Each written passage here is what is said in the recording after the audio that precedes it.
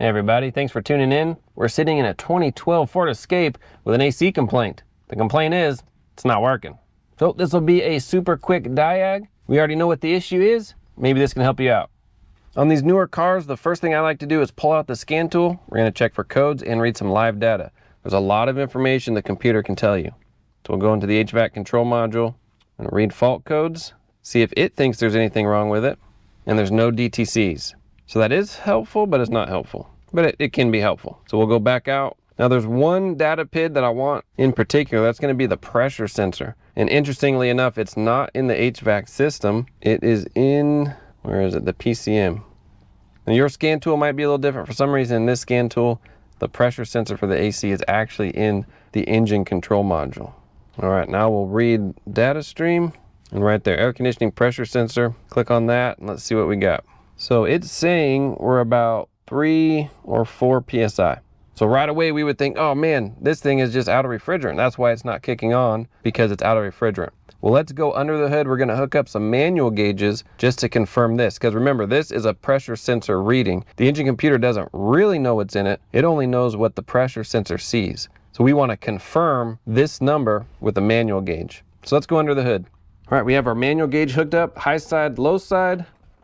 And you can see here we are just over 80 on the low side and just under 100 on the high side. And this AC hasn't been run at all, so this is just static. So really the blue and the red are about the same pressure, and that's what we'd expect to see. Now the cool thing about pressures on R134 is that they should match roughly the ambient air temperature. So right now it's pretty close to 80 degrees and our pressures are pretty close to 80 PSI. So you might have already noticed something. Our pressure sensor lives right here. It says we only have about 4 PSI, but in reality, we have 80 PSI. So we have a full system when the computer thinks we have an empty system. Now its logic says if we have an empty system, we're not gonna kick on the AC compressor because there's nothing in it. So let's take our scan tool one more time. It's a bidirectional scan tool. We can command this AC compressor on and see what happens. All right, I brought the scan tool out here. So we are gonna go back into our HVAC control module. HVAC. This time we're going to do actuation test. Let me go ahead and start the car real quick. We're going to turn our AC on. AC max. Perfect. So even though our AC is on inside, the compressor has not kicked on. So let's go back here. We're going to do actuation test and we have AC, where are we at? No, this isn't it. Let's go back. Maybe it's special function. No. PCM. Should have memorized where that is. All right. Actuation test.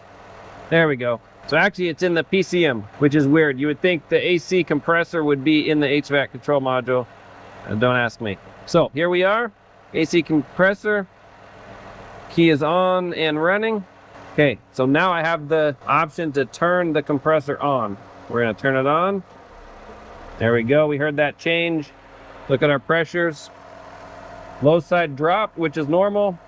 High side raised, which is just what we want to see. So the compressor is on and running because we forced it on. So let's go ahead and turn it off. Let's go back to our pressure sensor. Oh, maybe now you can hear it. So I turned it off and we're cycling once again, just like normal. That's not me. That's now the engine computer working its magic like it should. So let's go back to read data stream. So I'm still in the engine computer. AC PSI. Okay. Now look at where we are. 170, 180. Look where we are here. Close to 300. The fan should kick on pretty soon. I'm actually surprised the fans aren't on yet. Either way, our pressure sensor is reading low, no matter what. So here, there we go. The fan just kicked on. Our pressures are dropping. But we are about 250, but we're only 150 here. So our pressure sensor is skewed. It's skewed too low. And so when everything's at rest, it thinks it's empty when really it's full. So that's our whole issue with this vehicle. Doesn't need refrigerant, doesn't need an AC compressor, doesn't need anything. It just needs a pressure sensor. So changing this sensor out is pretty easy. There's just one sensor on the high side. So we just pop this connector off. Come on, buddy. There we go. And we'll just take a pair of pliers and twist it off. Now there's a Schrader valve in here that prevents refrigerant from coming out. So we don't have to evacuate the system or anything. We just unscrew this, screw on a new one. And just a word of caution, if you are replacing this yourself, This is the Schrader valve. And you can kind of see it protrudes from the filter dryer.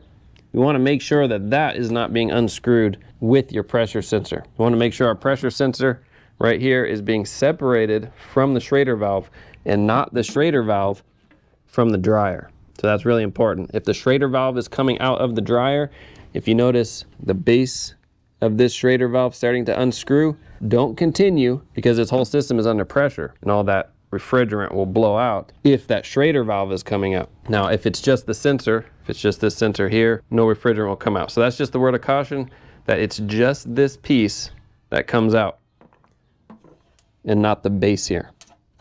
And I put just a little bit of dielectric grease inside to coat it as a lubricant. We'll just screw on our new one just until it bottoms out, just like that. Finger tight is good enough.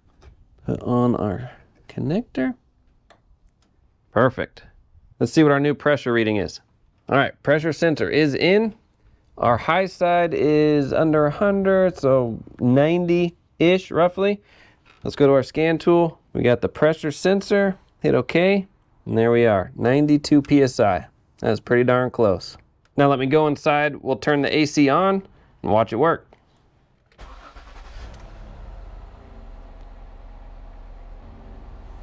All right, let's match up our high side while it's running, 180. Oh, looks like this is dropping, 150, 150.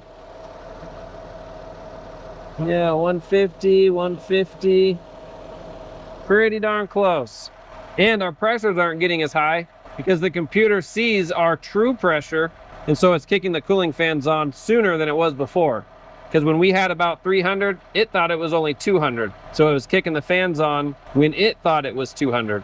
But in reality, it wasn't. So here we are. Our pressures are a little more in the range of pressures. So perfect. We got AC, just needed a pressure sensor.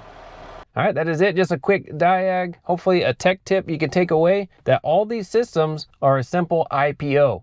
Input, process, output. So if the inputs are faulty, then you won't get the desired output. In this case, the faulty input was the pressure sensor, and that was easy to see on a scan tool. The pressure sensor said, hey, we're empty. We only got like 4 PSI. There's not enough to run the compressor. So the computer says, oh, okay, then I won't run the compressor. So that faulty input was giving an undesired output. In this instance, we had to use a manual gauge just to confirm whether the pressure sensor was reading accurate or not. It could have been reading accurate and we could have been out of refrigerant. The manual gauge would have told us that. But if we went straight for the manual gauge and we saw that we had pressure, we may not have looked at pressures on our scan tool. So that's why I like doing that first.